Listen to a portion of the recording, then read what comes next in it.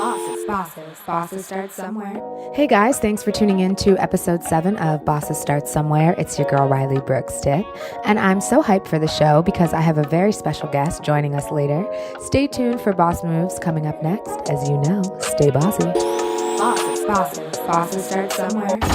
Today on Boss Moves, I am highlighting Time Magazine. Shout out to Time Magazine. I'm sure many of you have seen the historical cover honoring women who stood up to sexual assault and harassment. Shout out to the Silence Breakers, Ashley Judd, Taylor Swift, Susan Fowler, Adama Iwu, Isabel Pasquale. You women are so brave. Thank you for sharing your vulnerability. And to all the Me Too's, it's not easy sharing our stories, so let's stick together and fight for each other because we're all we have. Stay tuned for the interview ahead. I can't wait. It's your girl Riley Brookstead. Stay bossy. Bosses start somewhere. Hey y'all, welcome back to Bosses Start Somewhere. It's your girl Riley Brookstead. And as I mentioned earlier, we have a very, very special guest on the show today, so let's get into it. For nearly 20 years, America has known this influential TV host and style expert. He is best known for his taste on CBS's The Insider, and he has been a regular contributor to NBC Today for more than a decade, with nearly 300 expert appearances. He's appeared on The View, Oprah, The Talk, Wendy Williams, Rachel Ray, E! News, and more. He was the former art director for the multi-billion-dollar brand Tommy Hilfiger. He is the author of 4 highly celebrated style books, and currently he is the co-host of Wendy's Style Squad. So please help me give a warm welcome to the one and only Lloyd Boston. Hey, Riley, how are you? I'm amazing. How are you? You know what? I could not be better. It's award season is kicking off. You know? And yeah, I'm in my element. I love what I do, and it's really good to be here. Congratulations on your new show. It's such a smart concept. Oh, thank you so much, Lloyd. That means so much to me. I'm so excited to jump on into the show, but just to give you a little bit of a backstory, I created Bosses Start Somewhere to inspire creatives with stories about other influential creatives and how it all began for them. So when it comes to your successful career and endeavors, how did it all begin for you? Well, you know, people know me best as a television host, and some people know me as an author, but mostly as a style expert, as someone who is a journalist who specializes in fashion and lifestyle. So, but that's not how it really started for me. It started for me, I studied fine arts in college. I went to Morehouse College, and then I transferred to Rutgers University. And had I had it my way, I would have stayed at Morehouse rather for all 4 years. But I went to the shopping mall one day during my sophomore year at Morehouse in Atlanta, and I met Tommy Hilfiger. And at that chance meeting, he offered me an internship, and I promptly decided to move closer to New York to start interning under him as a protege. And I looked up and left the company well over a decade later as his vice president of art direction. And this was all through the 90s. Wow. What a life-changing meeting. How could you inspire a young designer or aspiring stylist with a story like that? I mean, if you're in the mall and you meet a Diane von Furstenberg, what do you say? Yeah, well, you know what? He offered it to me, so I didn't really have a script. I wasn't prepared. Right. I knew he was going to be there because he was doing what's called a trunk show, where, you know, young designers or upcoming designers will actually go store to store and meet the customers. It helps the store to promote these new clothing lines. And in 1989, Tommy was a relatively new designer. He had a few stores around the country. I was familiar with one of his stores, so I knew about his clothes. And when he came to the mall, they made a big splashy newspaper ad about it. And my friends and I got all dressed up to go because as college students, we were broke and we wanted to get the free duffel bag that he was giving away. Wow. So as long as you came to shake his hand, you got a free duffel bag, the first 100 kids. We were halfway down the line. And by the time I got to him, I realized that I was watching his trunk show with models all around us. And I noticed some details about the clothes that I thought were cool and then other things that I thought could be improved. So when I talked to him, he said, you know, do you want the bag? And I was like, oh, I'm cool. You know, I just wanted to say I love your clothes. And, you know, and I told him some of the things I loved. I told him some of the things I would probably change because myself, I'm an artist. I'm a an illustrator. I've been able to draw since I was a kid. I was studying graphic design. So I gave him some feedback and he said, wow, I'd really like to have somebody like you on my team. And I was shocked because I never knew that graphic designers were even a part of the fashion world. But if you remember back to the early 90s and even through today, Tommy's clothes are all about graphics. So his logos were everywhere, up and down the sleeves, around the body, down the legs of the clothes, as well as packaging. All the graphics were a big part of what made the Tommy look so famous. So he offered me this internship. I was in shock. I sent him some samples. And I guess the lesson for people listening is that if you have an opportunity to meet someone, I guess, who you consider a boss or someone who you admire or who you think might be able to mentor you, just be brave and be honest in that moment. It's not about selling yourself because those people are used to the hard sell. They're used to the elevator pitch. They're used to people constantly asking for, can you put me on? Can you give me a shot? Can you pay me? Whatever the case may be. Right. I think the lesson is, if you meet someone who inspires you, to just try to connect with them in a very authentic way. And say, hey, you know what? I know you're trying to execute a vision for your label, for your architecture firm, for whatever the case may be, for your TV network. And if there's any way I could ever help you with your vision, doing what I do best, please don't hesitate to call me. Please keep me in mind. Keep me in mind is a very traditional business phrase that just says, hey, I'm here for you, should you ever need me. And I think it's a soft sell that shows confidence. It shows that you are mature enough to not be begging or come across thirsty, and say, hey, you know what? Keep me in mind. I understand that you guys are mounting a new television show or a new stage play, or you're designing new products. Those things are near and dear to me. I do them well. Keep me in mind should you ever need someone to help you make that vision come to life. Wow, that is such great advice. I really want to jump into your red carpet work. For those of you who don't know, Lloyd remains a red carpet fixture for top-rated shows and networks such as Access Hollywood, Extra, CNN, NBC, and CBS. And with the Oscars and Grammys coming up, Lloyd, I'm curious as to what is your preparation? What's your process when you're preparing for the carpet? For me, I try to keep it very simple because what most people don't realize is that, I'm a journalist first. So having had the privilege to have 4 of my books published. Wow. My publisher is Simon & Schuster. I've been really blessed to be able to share my style philosophy with the world through my words. The red carpet can look glitzy and fun and gorgeous. And the mistake many correspondents and journalists make is to think that they are one of the stars out there. So they're spending all the time getting dressed in hair and makeup and clothes and shoes and trying to be cute for the camera. And then they get out there and they fall apart because they think that they are the star. And we are not the stars. We are there to cover the stars and bring the news to the people who are watching at home. And it's not as simple as, hey, hi, Gwyneth, what are you wearing? That's the fun part. If you get to that, that's cool. But you really want to talk about, hey, what projects are you working on? Where do you find yourself at this stage in your career? What are you here to celebrate the most? Like, you really want to connect with these celebrities and these executives in a way that's fresh because they've heard every question you could ever imagine. So in those 3 to 5 minutes if you're lucky enough to hold them for, you really want to connect with them and give them something to think about. And that's how you get television moments. They want people who can get out there, connect with the celebrities, and make moments, because those are the moments that go viral.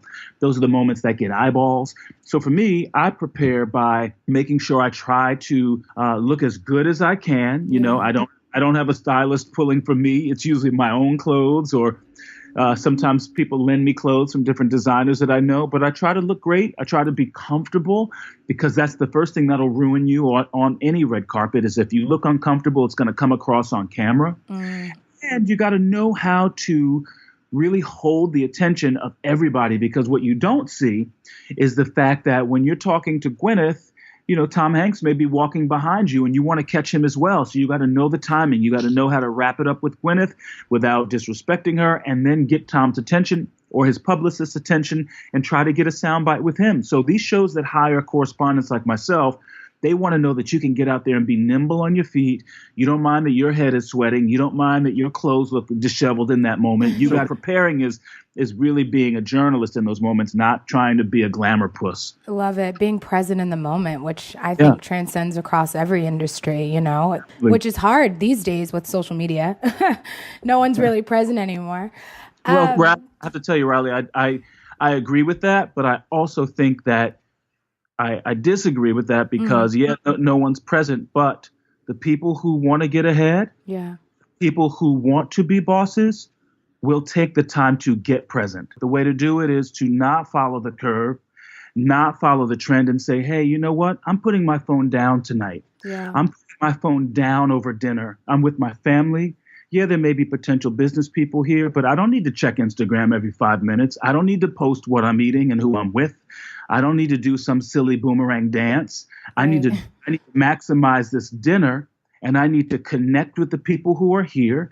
And I'll check my phone at night before I go to bed. So, yeah, people aren't present, but the people who are present are the ones who will get ahead because they realize that they operate social media. Social media doesn't run them. And I'm very much of that mindset where if I'm in a room or at a table and I'm with someone who's not present, I realize that they're not serious about the business of dealing with me. So if you ever see me at an event, my phone is usually somewhere deep inside of a coat check or in my bag, because for those 2 hours, I'm really there to maximize. I want people to know I'm there and that I'm really paying respect to why I'm there.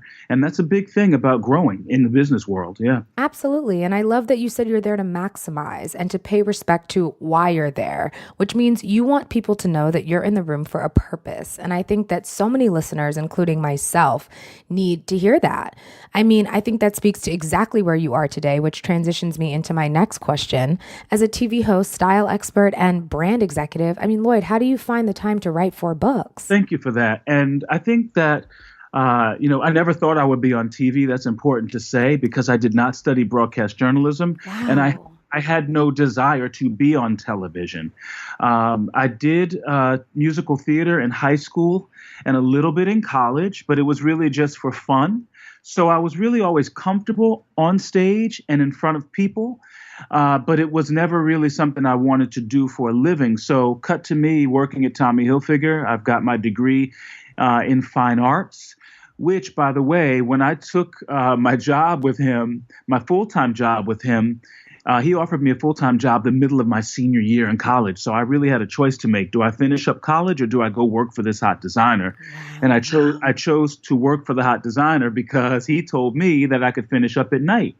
And he was right. It took a lot of work to finish up at night. But when I chose to do that, he also offered to pay for the rest of my education. So he paid for the balance of my college. So I worked for Tommy, and we're still friends to this day. He's always an email or a phone call away. Wow. But towards maybe about 6 or 7 years into it, I began to work on a book idea at night. And the book was a celebration of the history of what Black men have given to global fashion. And it's my first book called Men of Color. I got Quincy Jones to write the foreword. And the book was really a labor of love. So the same way I'm sure you work several jobs and then you do your podcast at night and on the weekends because you love it. The book was really a passion project for me because it was a story that had never been told. So I would, come home at 6, 7 o'clock and I would start writing the book. I'd start researching photographs. I'd start interviewing celebrities. I would do all the things that most authors can do all day, but I would do it at night. And what wound up happening, which I did not plan, was that the book was published and it did so well that the publisher began to book me on national talk shows to promote the book. So shows like The View and the Today Show, different shows were asking for me to come on and promote the book. But then they would say, hey, you really seem to know style. Would you come back? And not talk about your book, because they only let you promote your book once or twice. But could you come back and tell us what women should wear for the spring, or what handbags are hot for the summer, or what shoes guys should wear? Can you be kind of like a fashion editor? And I said, sure, of course. I work in fashion. I know the inside of the business, and I also know what the trends are. So I began to moonlight and appear on these shows as a guest expert. And then I had to make a choice and tell Tommy that I felt like this is a new avenue that's opening up, that, red carpets want correspondents now, television shows want experts. And I think I want to try to go and grow. And he gave me the shot to do it. He kept me on as a consultant for the brand, which was great because I could still pay my rent. Yeah. Uh, and then a new career took off. And then from there, I wound up writing 3 more books and hosting television shows. So not just coming on as a guest, but, shows on networks like the Style Network, gave me a couple of my own shows, and I would host Fashion Week for them. Networks like HGTV and Fine Living came calling, and I was able to host my own show there, and as well as produce, many episodes of the shows that I've done. And I've always continued to contribute to different television shows. So writing the book really got me on TV, and I never saw that coming. It was just a byproduct of the hard work that it took to write the book. Wow. So that really goes to show you how, creating honest art can lead you down the path of destiny. But I also want to talk about that moment where you had to, leave Tommy. How challenging was that? That had to have been the craziest moment of your life. Heck yeah. I mean, it was the hardest conversation I've ever had to have with a man who I think of as a professional dad. He's a mentor. He's been a sponsor. He handpicked me to be his protege at 19 years old. And I looked up, and 10 years later, I left the company at 29, and I felt like I was leaving my family, the security of a job. I was then a vice president at a $1 billion company. So it was really difficult to leave and start something on my own, but I knew that the passion wasn't going to disappear. I knew that I loved talking about style. I knew this was something I couldn't do under him, but I knew it was something I had to be honest with this man who really believed in me. And when I was honest with him, it really helped me to feel more empowered in the decision. So it was really hard, but he let him tell it. He begged me to stay, as he said. And the fact that he kept me on as a consultant was great because it was a really generous reward for all the years of hard work. And he still wanted my perspective on the brand. So full circle moment, when he kept me on as a consultant, one of my jobs was to go to shopping malls around the country and host the very fashion shows and meet kids and fans the same way I met him 10 years earlier.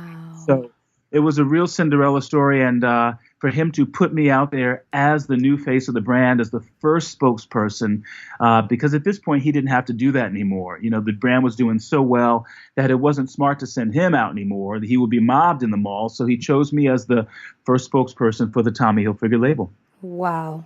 Wow, wow, wow. Lloyd, what are the latest projects you're working on right now? Well, currently my TV home is The Wendy Show. And so I'm a part of the Style Squad there.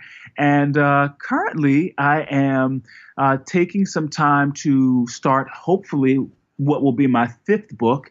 It may be a little bit different. I can't talk too much about it, but, I always say that every time I write a book, it's the last one I'll ever do. And I said that 4 books ago. And then sure enough, something else comes to my mind. So I'm putting down some initial notes on a new book idea. And then also I'll be contributing to other shows, for the upcoming season, as the red carpet season comes alive. So we'll see. Wow, Lloyd, it's been such an honor and a pleasure to have you on the show. It's been so inspiring. Drop us your social media so we have it. Yeah, it's all the same. So my first name is Lloyd, which is Lloyd. Boston, like the city. So Twitter, I'm at Lloyd Boston. Facebook, Lloyd Boston. Instagram, Lloyd Boston. I'm not a Snapchatter yet, Riley. Maybe you can help me get involved because I feel like I'm a little ancient and I feel a little silly. Can you give me that tutorial when I see you next? I'll give you that tutorial, Lloyd. I got to get you on those spaces. You've got to be on Snapchat. The contour filter is everything. All right. Trust you. Hey, and I'm so proud of you. And I love the fact that you are really sharing all the people you have access with your followers and fans, because you're right, bosses do start somewhere, and it's really about passion and focus and drive, and you really exemplify all those things, having completed your degree while being, a working actor and a singer and a model. I mean, you're really doing it, and you're destined to be a boss, so congratulations. Lloyd, that means so much to me. Thank you so much. Thanks, guys, again for tuning in to Bosses Start Somewhere. It's your girl, Riley Brooks Stiff. Stay bossy.